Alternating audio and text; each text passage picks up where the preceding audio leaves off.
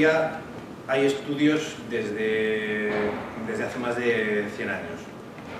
El último estudio importante que da cifras claras es este del CAD de 2003 y es de hace 10 años.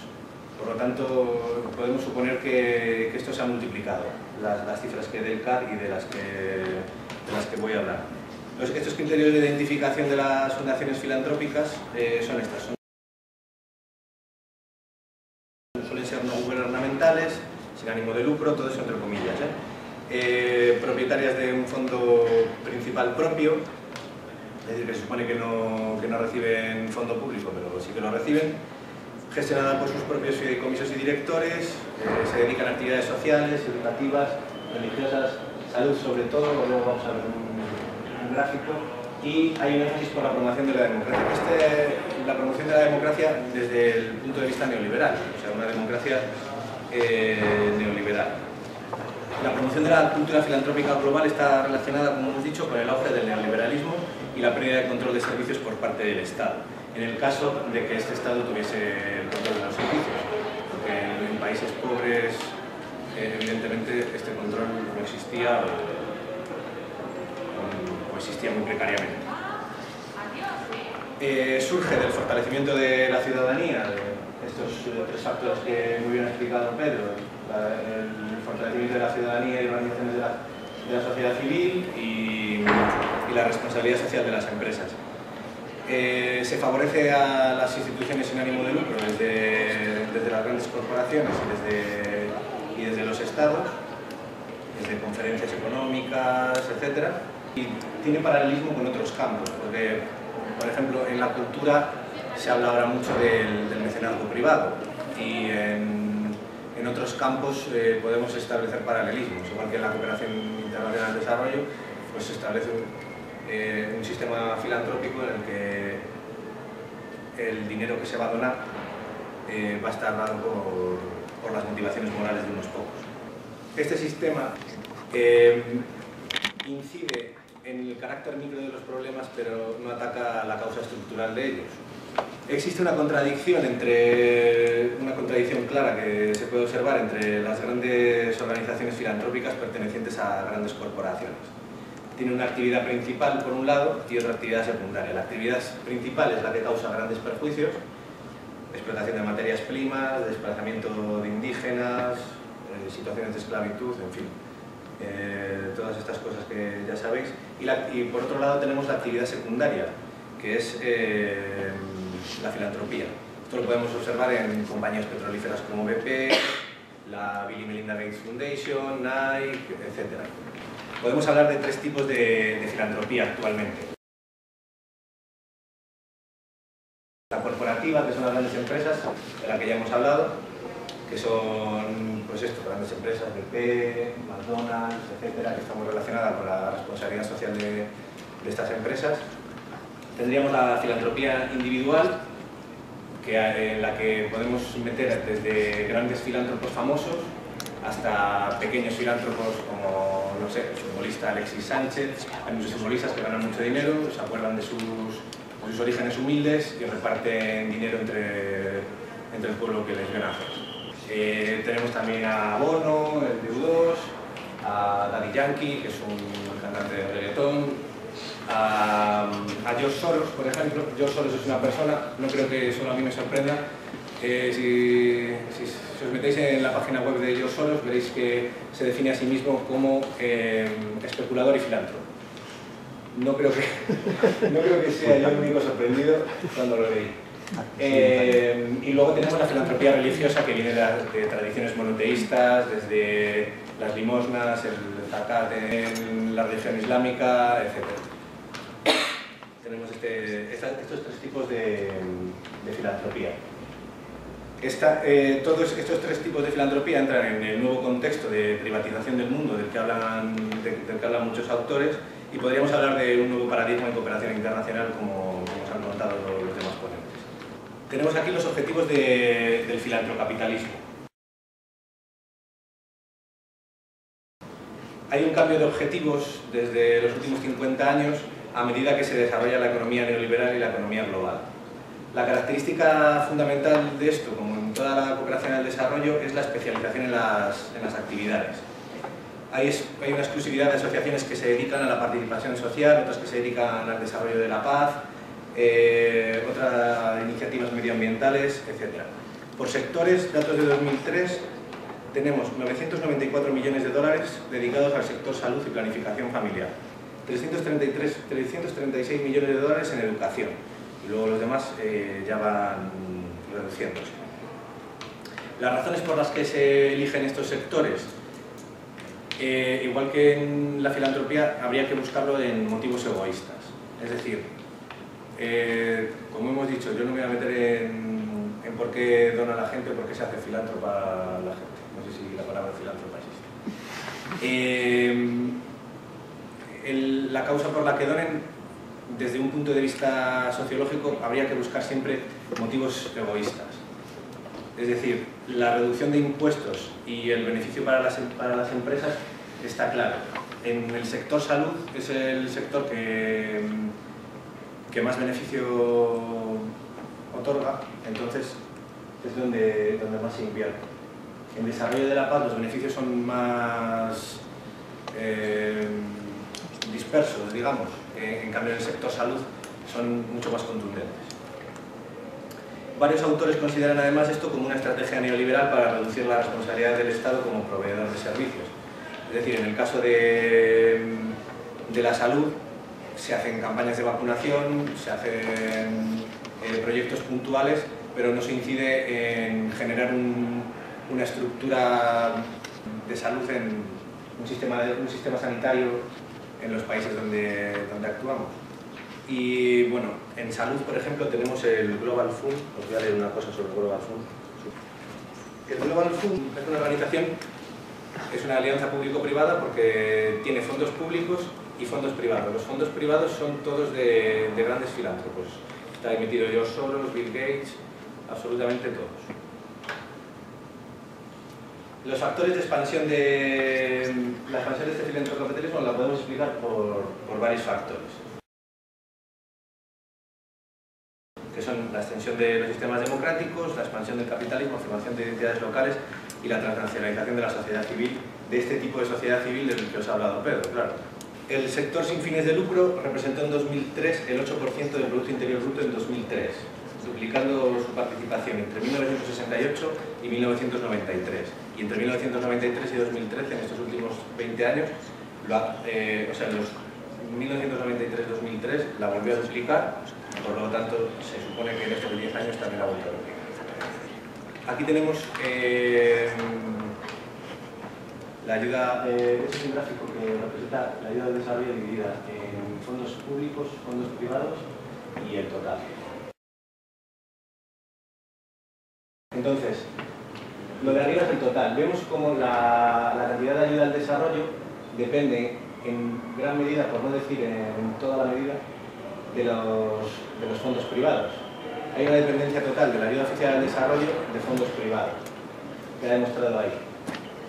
Vemos cómo los fondos públicos se han mantenido más o menos constantes y los privados han tenido varias fluctuaciones debido a la crisis de 2007, lo podéis ver, y en cuanto han bajado los fondos privados, la ayuda total ha quedado reducida. Es decir, se observa una dependencia económica, queda demostrado que la privatización de la ayuda al desarrollo. La extensión de las fundaciones filantrópicas sigue las dinámicas de la expansión, de la mundialización de la economía, de la democracia y de la afirmación de las identidades. Hay una estrategia filantrópica. Las empresas están emparentadas con las grandes fundaciones y tienen los mismos objetivos. Se pide el mismo rendimiento de cuentas para la parte filantrópica de la asociación como para la parte empresarial. Es decir, si yo soy un gran empresario de BP o de McDonald's, voy a pedir el mismo rendimiento de cuentas, los mismos beneficios económicos para la fundación filantrópica que tengo, para mi RSC, que para la empresa que dirijo. Y ahora vamos a hablar de la financiación filantrocapitalista, que normalmente pues, son las alianzas público-privadas de las que ya habéis oído hablar. Me centro aquí en la perspectiva del actor privado, que también nos lo ha explicado Pedro, los beneficios directos y los indirectos.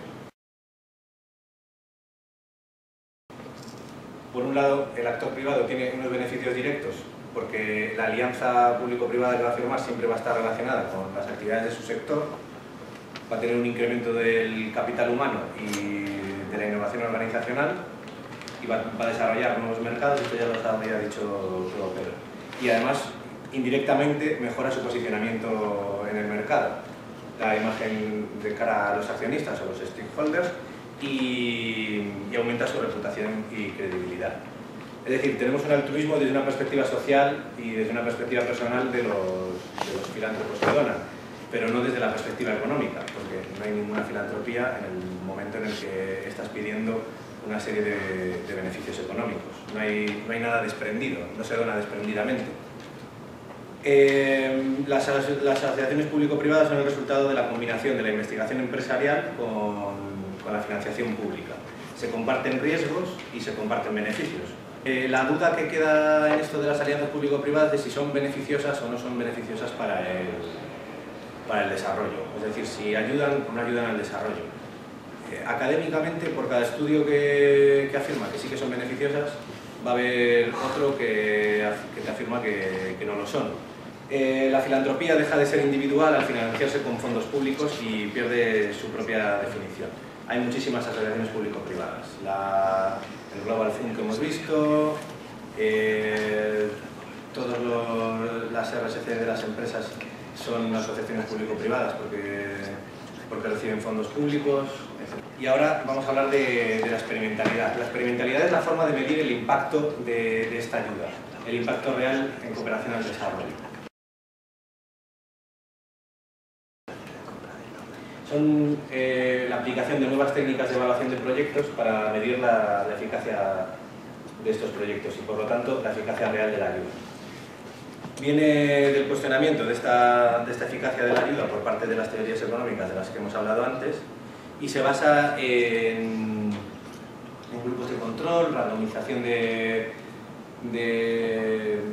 poblaciones, etc. Ponemos un ejemplo. En algo tan básico como una pregunta que se hace la cooperación internacional. ¿Es beneficioso para el desarrollo poner una escuela en un poblado de África? La respuesta que todos daríamos sería sí. Estas personas lo que hacen es utilizar la experimentalidad, utilizan grupos de control. Si tenemos 5 aldeas, vamos a poner a 2 la escuela y otros 3 lo vamos a dejar del grupo de control. Entonces vemos si esa escuela va a ser buena o va a ser mala para el desarrollo en los grupos de control y aplicamos lo demás una vez que hemos medido cuantitativamente que el beneficio existe. Este uso de estas técnicas no asegura para nada que la decisión que se tome sea la acertada, porque cuantificar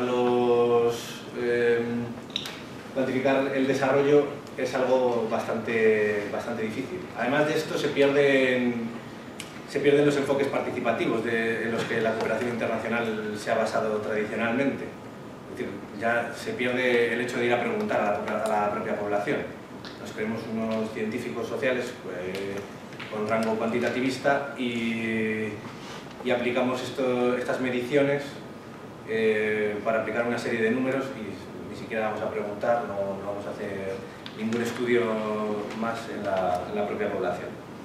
Y por último, ya que hemos hablado antes de esto, vamos a hablar de la Fundación Bill y Melinda Gates y su lucha contra la poliomielitis. Es una fundación filantrópica global y los objetivos que tienen coinciden plenamente con todos estos objetivos que hemos visto en lo que hemos hablado. Utiliza la alianza público-privada como forma de financiación contra la lucha contra la enfermedad, utiliza técnicas experimentales. Las técnicas experimentales que utiliza, aparte de las dosis de las vacunas y todo esto, tendríamos que verlas también en técnicas de laboratorio para el estudio de casos que se hacen en los países del norte. Y luego, aparte, las técnicas experimentales de la vacunación de ciertos grupos los dejamos para el próximo año, etc. Hay un cruce de objetivos, es decir, el objetivo secundario se enfrenta al objetivo real, que es el empresarial. En la India, que es uno de los países donde todavía persiste la poliomielitis, en las zonas donde se vacuna, se calcula que Microsoft ha puesto a trabajar a 50.000 trabajadores en las zonas, es decir, abre plantas de su propia empresa, aparte de dar las vacunas. Y aquí vemos que se cumplen. Hubo unos picos hace 5 años y Bill Gates cambió la estrategia y ahora parece que, si no son dentro de 10 años, en 10 años seguramente que ya no exista la poliomielitis. El peligro de todo esto a lo mejor ya es una cuestión personal, cuando se erradique la poliomielitis, será la tercera enfermedad erradicada del planeta, junto con la viruela y la peste bovina. Cuando se erradicó la viruela y la peste bovina, nadie se acuerda quién lo erradicó, porque se supone que es un logro de la propia humanidad. Cuando se erradique la poliomielitis, va a ser un logro de este hombre. Es una persona que ha hecho una lucha personal contra la poliomielitis y a lo que voy es que perdemos el enfoque humano de la cooperación. Si todo lo basamos en filantropía, que por otra parte sigue siendo una oportunidad para el desarrollo, porque habrá que ir a donde está el dinero, y si el dinero lo tienen estos, pues habrá que ir a quitárselo. Pero el enfoque humano se pierde en base a un enfoque personal. Yo no me voy a meter en las razones en las que tiene Bill Gates para donar parte de su fortuna, ni nada. Supongo que sean razones personales y no sé si... No, no me voy a meter. Pero es una lucha personal que tiene este hombre contra una enfermedad y cuando lo consiga será él el que se lleve la medalla, no va a ser ni la sociedad, ni la cooperación al desarrollo, ni nada de eso. Y como conclusiones a todo esto, pues podemos sacar las mismas que han sacado los demás ponentes, supongo, y las mismas que acá he escuchado a Pedro. Se pasa del altruismo, de un simple altruismo, a la inversión social, es decir, ya no se dona desprendidamente, sino que es una inversión que se hace esperando beneficios, sean estos económicos, sociales o de cualquier tipo, y sobre todo son económicos.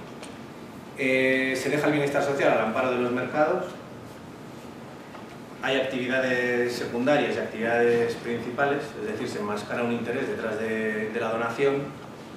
Son proyectos de enormes proporciones que no inciden estructuralmente. En el caso de la poliomielitis, pues lo que decíamos, se va a acabar con la enfermedad, pero el sistema sanitario en el Chad no creo que vaya a mejorar, no se van a abrir hospitales ni nada, se hacen campañas de vacunación y punto, se controla la población y ya está.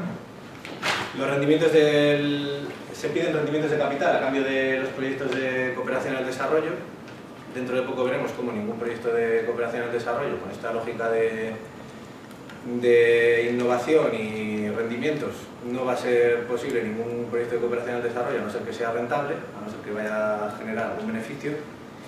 Y queda clara la necesidad de una estrategia de desarrollo desvinculada a intereses empresariales, lo que llamaba Pedro una estrategia de desarrollo alternativa.